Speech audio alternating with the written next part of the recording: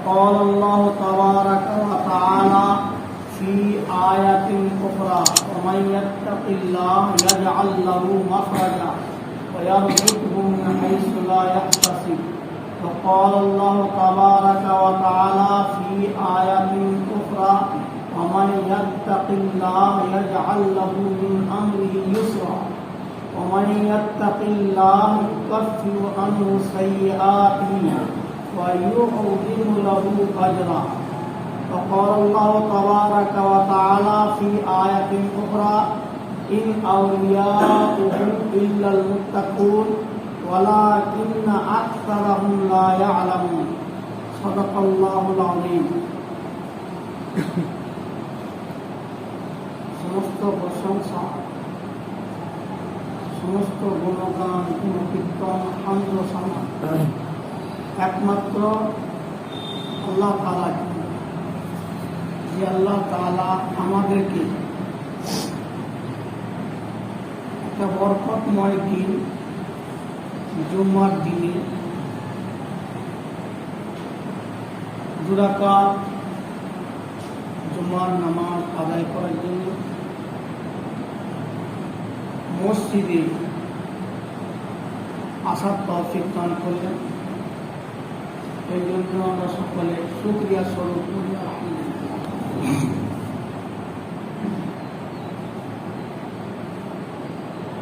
আমরা জুম্মার নামাজ আদায় করার জন্য এসেছি, আল্লাহ আমাদের তৌফিক দিয়েছে বলে আমরা। আল্লাহ তৌফিক ছাড়া কোনো ভালো কাজ হতে পারে।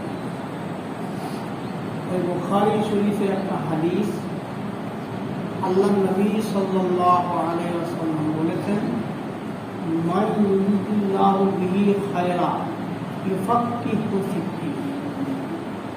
আল্লাহ তাআলা যে ব্যক্তির মঙ্গল চায়, ভালাই চায়, খায়ের চায়,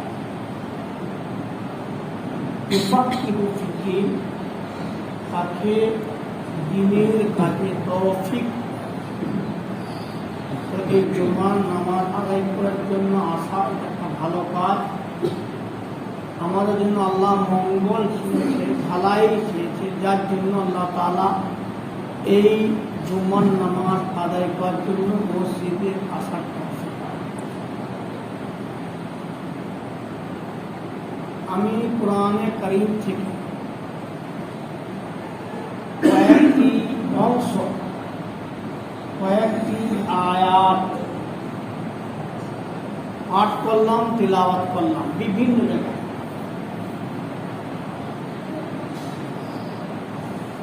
এই আয়াতগুলোর বাংলাতে তর্জমা মানে বলার আগে একটা কথা বলতে চাই। কথা হলো এই যে আমরা প্রায় শুনি যে এই আলেমটা হচ্ছে আল্লাহর ওলি, আল্লাহর দোস্ত, আল্লাহর বন্ধু। তো আল্লাহর ওলি হতে গেলে, আল্লাহর বন্ধু হতে গেলে, আল্লাহর দোস্ত হতে গেলে দুটো জিনিস আমাদের জীবনে জরুরি। ওই দুটো জিনিস আমরা যদি আনতে পারি, যেমন অমুক আলেমটা আনতে পেরেছে, আমরাও যদি ওই আল্লাহর ওলি হওয়ার জন্য যে দুটো জিনিস জরুরি, অপরিহার্য, সেগুলো যদি আনতে পারি, আমরাও আল্লাহর ওলি হই। সে দুটো জিনিস কি? এক নম্বর হলো ঈমান, আর 2 নম্বর হলো তাকওয়া। এই দুটো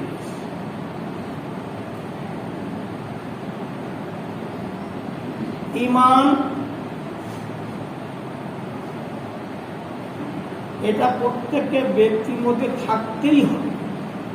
না থাকলে আল্লাহর দরবারে নামাজ, রোজা, হজ, যাকাত ইত্যাদি কবুল হবে না।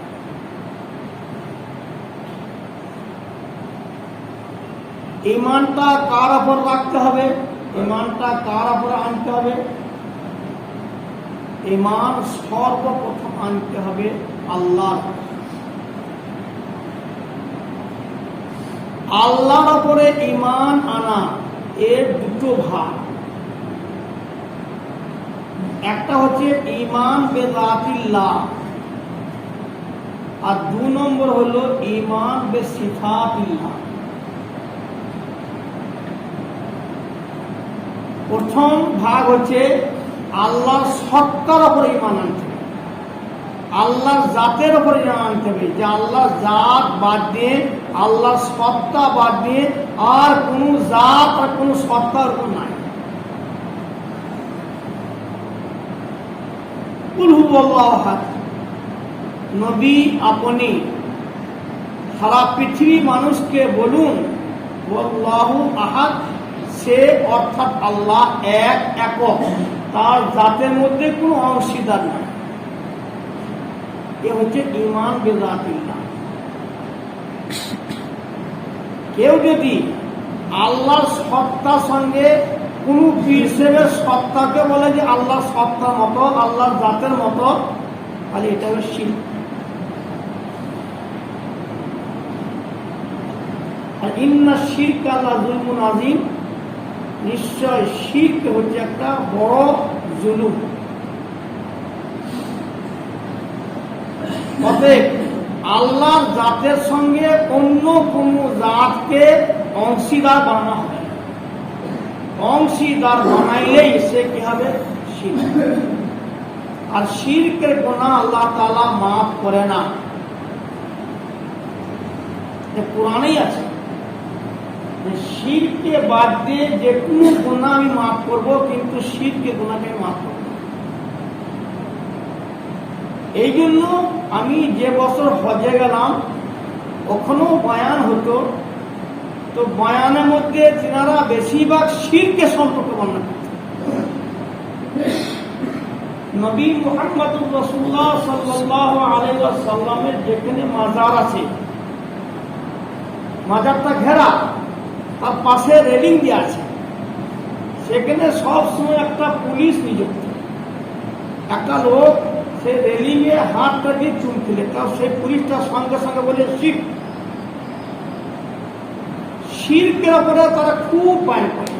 আর কোরআনের মধ্যে শিরকের সম্পর্কে বহু জায়গা আছে।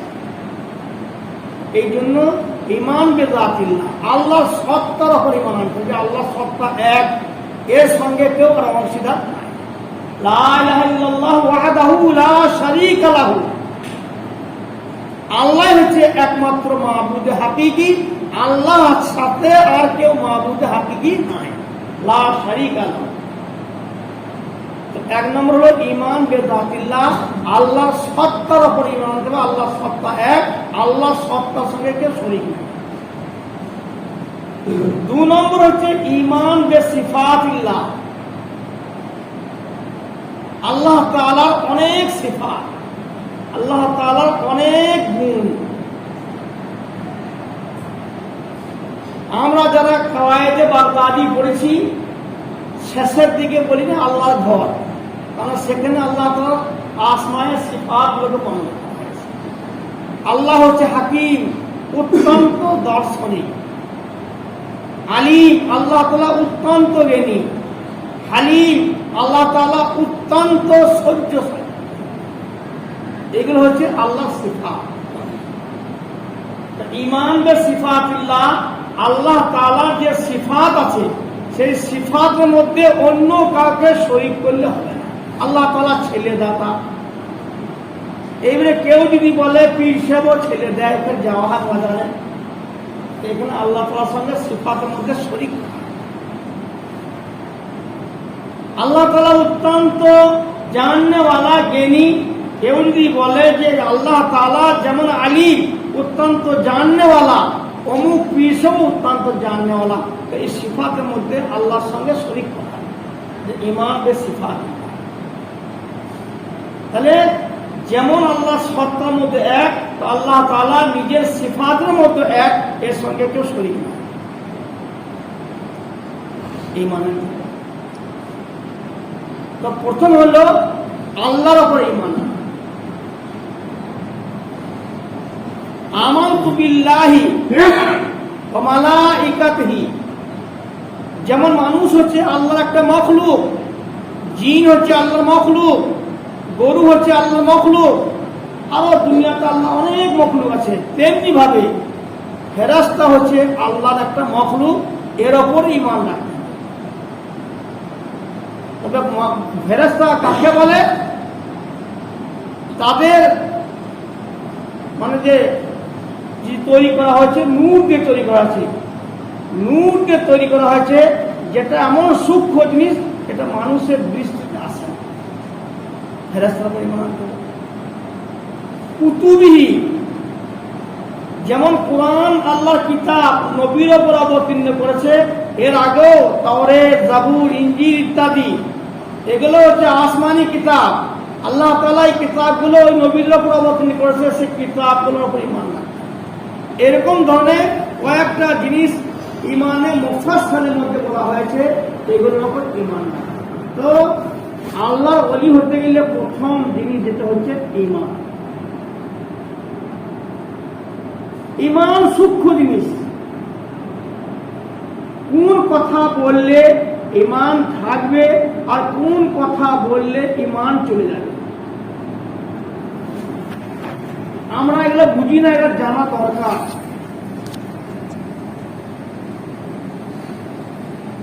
অনেক মানুষ বুঝি না, জয় শ্রীরাম বলে দিচ্ছি সে পাঠিয়ে দিয়ে, কিন্তু ঈমান চলে গেল, তাকে দ্বিতীয়বার কলমা পড়তে হবে, তবে সে ঈমান হবেই না। আসলে হ্যাঁ, যদি আমি কোথাও গেলাম সফরে, আমাকে ধরলে কেউ আমাকে জবরদস্তি করলে সেখানে একা, আমার কিন্তু আল্লাহ ছাড়া কারো ঈমান নাই, এখন যদি তাকে জবরদস্তি করে, জবরদস্তি হিসেবে বলতে পারা যাবে, কিন্তু অন্তরে আল্লাহর জাতের উপরে ঈমান থাকে। ঈমান হলো আল্লাহ ওলি হওয়ার জন্য 1 নম্বর জিনিস। 2 নম্বর হচ্ছে তাকওয়া। তাকওয়া কাকে বলে? আল্লাহ তাআলার হুকুম হচ্ছে 2 ধরনের। কিছু কাজকে আল্লাহ তাআলা করতে বলেছে, এগুলোকে আরবি পরিভাষায় বলা হয় আওয়ামির। আর কিছু কাজ থেকে আল্লাহ তাআলা নিষেধ করেছে, সেগুলোকে নাওয়াহি বলা হয়। করতে বলেছে, নামাজ পড়তে বলেছে, রোজা রাখতে বলেছে, মাল থাকলে যাকাত দিতে বলেছে, আরো বেশি মাল থাকলে হজ করতে বলেছে, এগুলো হচ্ছে আওয়ামির, এগুলো আল্লাহর হুকুম।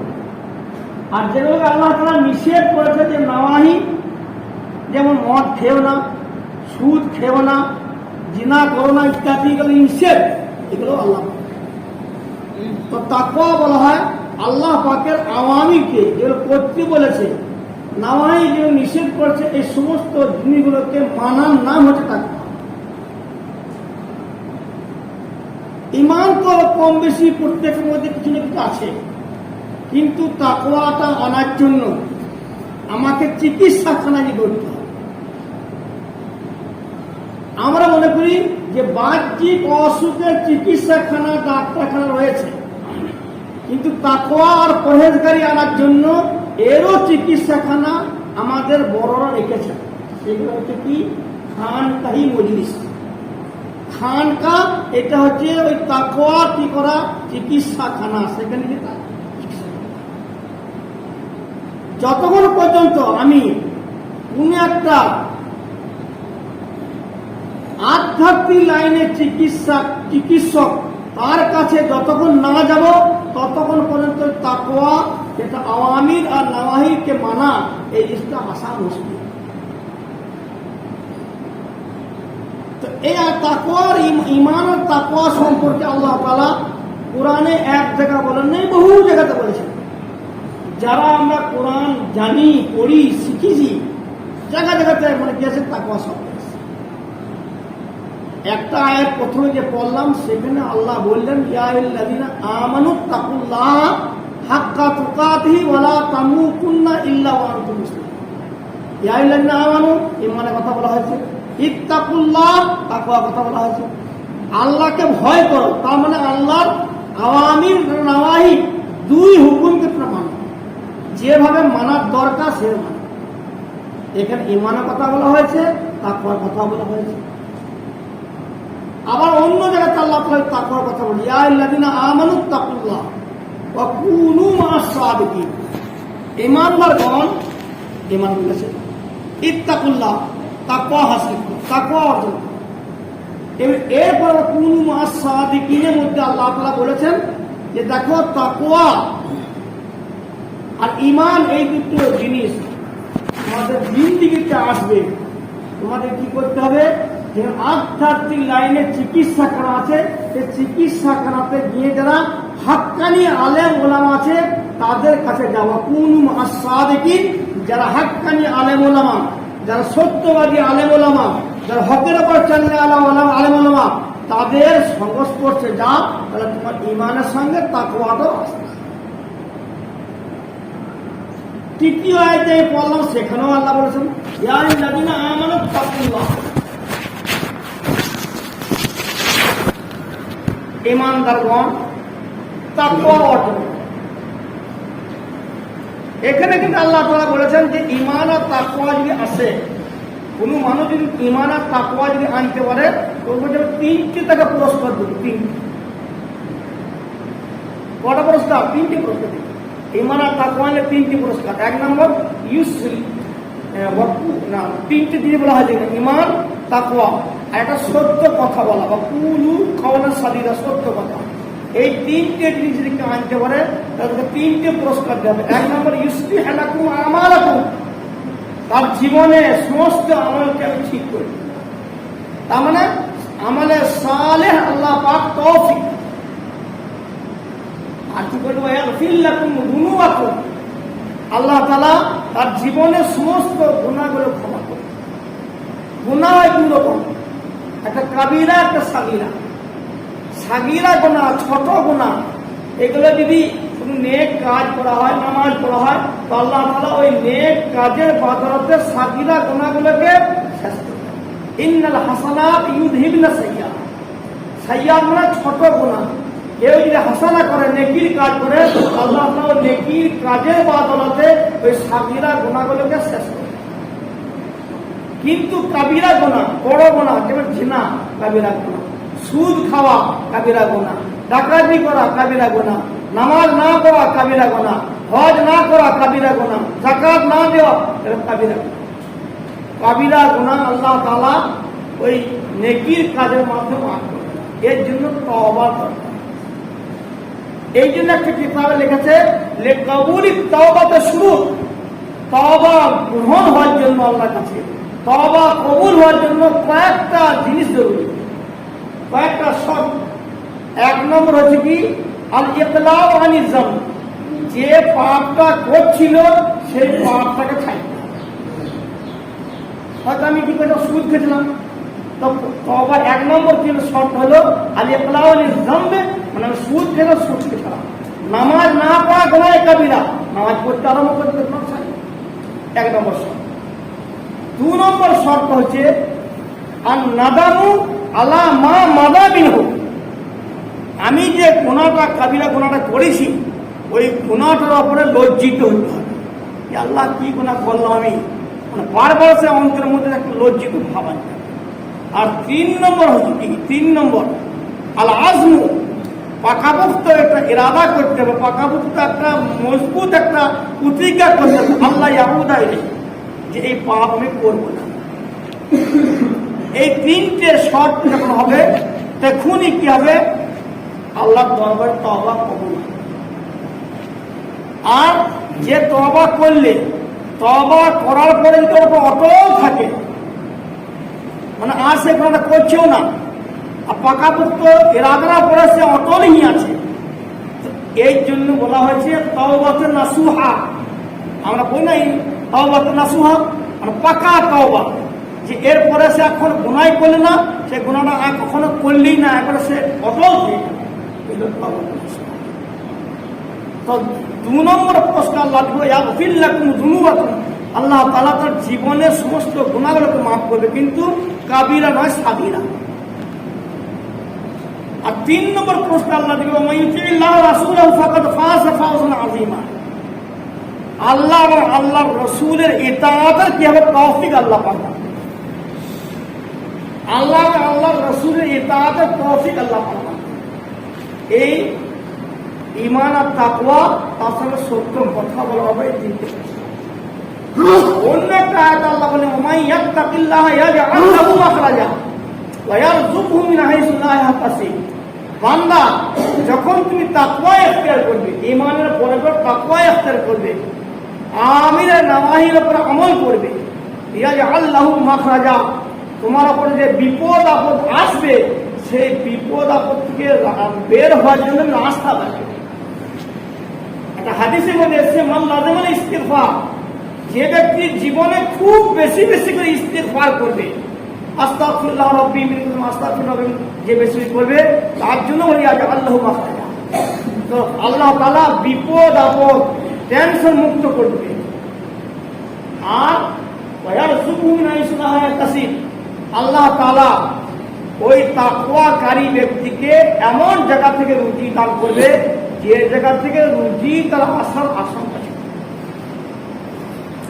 আরেকটা আয়াত আল্লাহ বললে কি ওমাই ইয়াত্তাকিল্লাহ ইয়াজআল লাহু মিন আমরিহি ইউসরা, ওই যে তাকওয়া ইখতিয়ার করবে ঈমানে পড়ে পড়ে, তো তার প্রত্যেকটা কঠিন কাজকে আসান করবে। মিন আমরিহি ইউসরা, প্রত্যেকটা কঠিন কাজ, অনেক কাজ কঠিন আছে, যে তাকওয়া ইখতিয়ার করে তো আল্লাহ তাআলা ওই তাকওয়ার বদৌলতে কঠিন থেকে কঠিন কাজকে আসান করে। আরেকটা আয়াত আল্লাহ বলেন ওয়াত্তাকিল্লাহ ইউকাফিরু আনহু সাইয়্যাতিহি ওয়া ইউযিম লাহু আজরা।